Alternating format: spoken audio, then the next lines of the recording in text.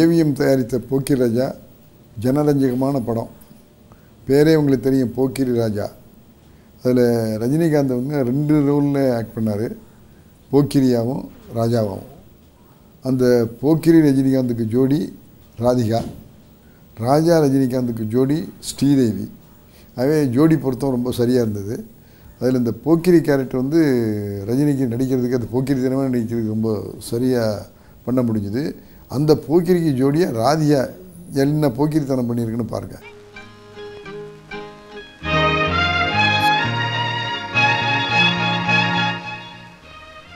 என்ன உம்முன்னு இருக்க? ஏதாவது பேச? நீ வருவேன்னு தெரிஞ்சு 400 மில்லி வாங்கி வச்சிருக்கேன். நல்ல வேளை கடையை திறந்துட்டான், இல்லன்னா கள்ளசாரத்தை தேடி அலையணும். கொஞ்சம் போட்டுக்கேன், கொஞ்சம் இருக்கும். எனக்கு இதெல்லாம் பழக்கம் இல்ல. என்னது? இப்ப நான் குடிக்கிறது விட்டேன். நிஜமாவா? ஜெயில உன்னை மாத்திட்டாங்கயா? நான் ஜெயிலுக்கு போய் மாறிட்டேன். கொஞ்சம் வெளியே வேலை இருக்கு, இப்ப போய் வந்துடுறேன். அடி சக்க, இனிமே நான் உன்னை விட்டுடுவேனா? இந்தா உட்காரு, முதல்ல சாப்பிடு. ஜெயில் சாப்பாடு சாப்பிட்டு சாப்பிட்டு உனக்கு நாக்கு செத்து போயிருக்கும்.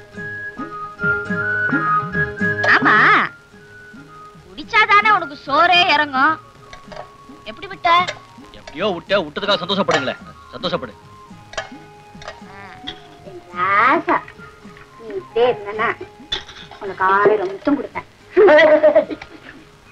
என்னையா எப்பவும் கொடுக்குற மாமூல் தானே, ஏன் இப்படி பயப்படுற? யாரு பாப்பா? அப்பா தோட்டத்துக்கு போயிருக்காரு, சாயங்காலம் தான் வருவாரு. பார்த்தாதான் என்ன, புருஷன் பொண்டாட்டி ஆக போறாங்க தானே. ஐயா வர வர மாறிட்டே போற. தண்ணிய விட்டா பரவாயில்ல, முத்தத்தையும் விட்டா.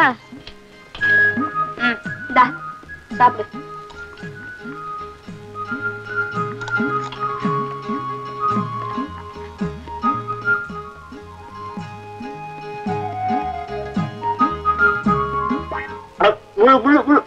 என்னையா புதுசா மீன் சாப்பிடுற மாதிரி முள்ளு எடுக்காம கூட சாப்பிடுற?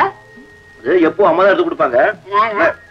இல்ல ஜெயில மீன் போடுவானா, எல்லாம் மறந்து போச்சு, நீ எடுத்து கூட.